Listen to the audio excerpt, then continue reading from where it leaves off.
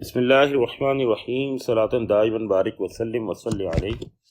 ارشاد حضرت واصف علی واصف رحمۃ اللہ تعالی علیہ کی تصنیف لطیف قطرہ قطرہ کلم سے منتخب مضمون کرب ہی کرب۔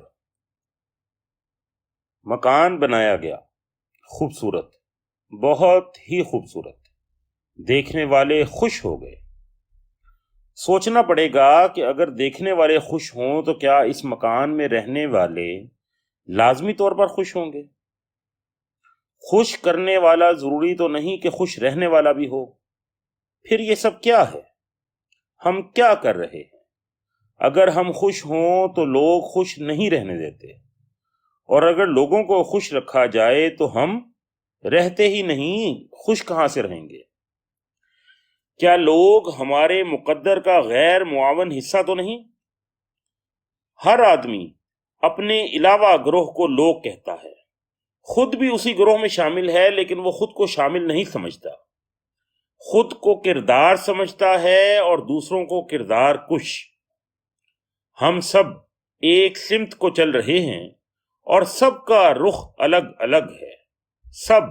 سب سے نالاں ہیں، سب سے اجنبی ہیں، سب سے بیزار ہیں، سب کے ہمراہ ہیں اور سب سے جدا ہیں۔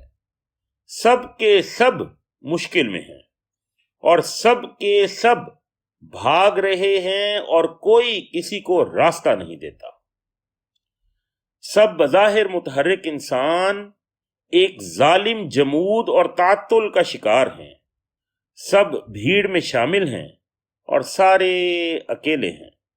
ہم سب اکیلے ہیں اور اس دنیا میں اکیلے لوگوں کے ہی میلے ہیں۔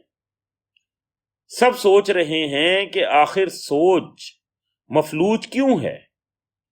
کیا لوگوں کو نفرت سے محبت ہے یا محبت سے نفرت ہے؟ لوگوں کو کیا ہو گیا؟ سب کو سب کی نظر لگ گئی اور سارے منظور نظر بننے کے آرزومند ہیں، لیکن کس کے؟ ایسا کوئی نظر نہیں آتا۔ عجب حال ہے۔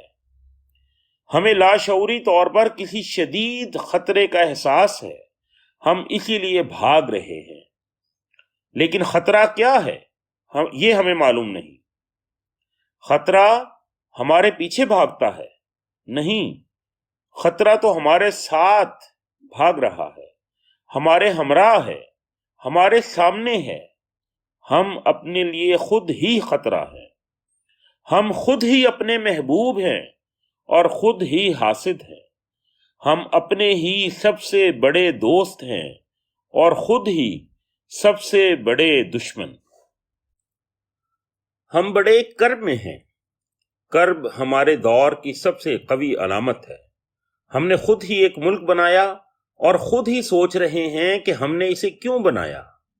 ہم کہتے ہیں کہ ہم نے اسے اسلام کے لیے بنایا۔ عجب بات ہے، صحیح بات ہے۔ بنانے والے مسلمان تھے، کتنے بڑے مسلمان تھے جنہوں نے ملک بنایا، اور کتنا بڑا تھا اس قافلے کا سالار، بڑا اور سچا مسلمان۔ لیکن کچھ اسلامی گروہ مخالف تھے۔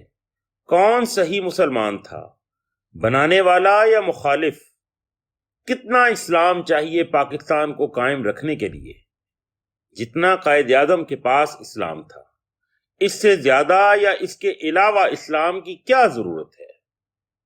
اگر ضرورت ہے تو قائد اعظم رحمۃ اللہ تعالی علیہ کی اسلام کے حوالے سے کیا افادیت ہے؟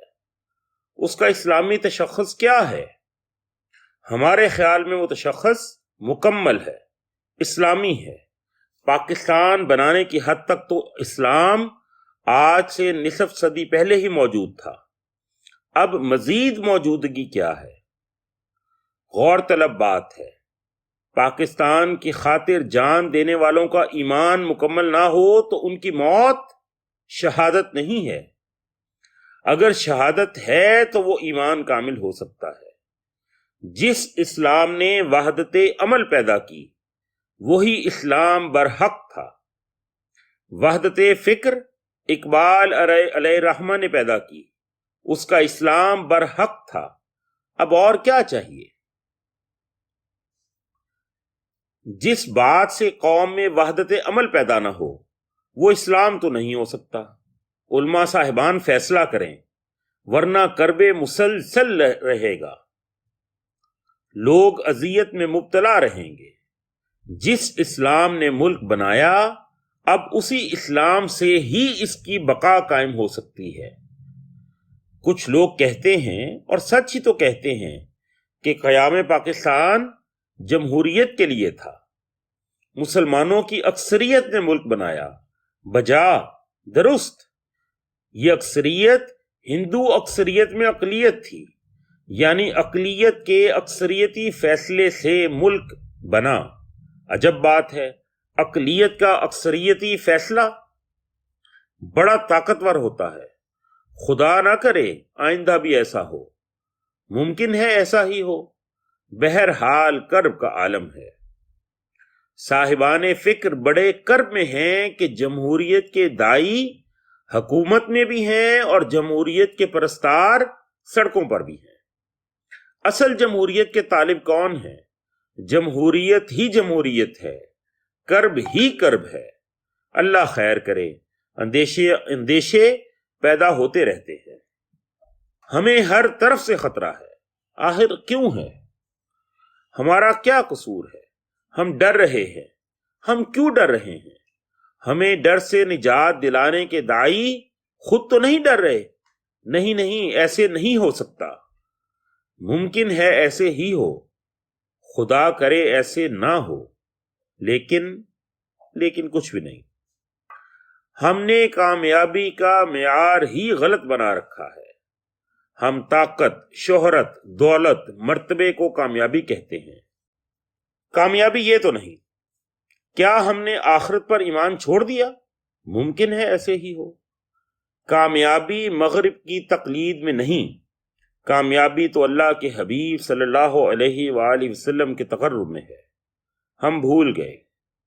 شاید ہم خدا پر بھروسہ کرنے کے بجائے ووٹ پر بھروسہ کرتے ہیں۔ ووٹ گنتی کا نام ہے، وزن کرنے اور تولنے کا نام نہیں۔ جھوٹے لوگوں کے ووٹ سے سچا انسان کیسے آگے آ سکتا ہے؟ اور یہ بھی سچ ہے کہ ووٹ کے بغیر سچا آدمی کیسے سامنے آ سکتا ہے؟ صداقتیں شہید ہوتی رہتی ہیں۔ اب یہ سلسلہ ختم ہو جانا چاہیے۔ صداقت کے سرفراز ہونے کا وقت کب آئے گا؟ آئے گا، ضرور آئے گا، لیکن کب؟ لیکن کچھ نہیں۔ خاموشی سے کرب برداشت کرتے چلو، بولنے سے بات الجھ جاتی ہے۔ بات کو الجھنا نہیں چاہیے، لہذا کرب بہتر ہے، اسے اپنا نصیب سمجھ کر قبول کر لیا جائے۔ کیسے کریں؟ کرب ناک بات ہے۔ اللہ زمین اور آسمانوں کا مالک ہے، اس کی مسجد کے لیے چندہ چاہیے۔ کلمہ کفر ہے لیکن ہے۔ خدا ہمیں ہمارے شر سے محفوظ کرے۔ خدا ہمارے دل میں پیدا ہونے والے شبہات کو غرق کرے۔ کوئی ایسا سیلاب جو ہمارے اندیشوں کو بہا لے جائے، لیکن سیلاب، خدا کرے سیلاب نہ آئے۔ سیلاب بری شے ہے، اندیشوں کے ساتھ ہی گزر کریں گے۔ آخر ہم عادی ہو چکے ہیں۔ ہم اندیشوں کی چادر بنائیں گے اور پھر اس چادر کو تان کر سو جائیں گے۔ ہم خواب اور خیال کے پرستار ہیں۔ اے اللہ ہمیں اچھے اچھے خواب دکھا۔ ہم حقیقت اور حقائق دیکھنے اور سوچنے کے کرب سے نجات چاہتے ہیں۔ یا اللہ ہمیں نجات دے۔ والسلام۔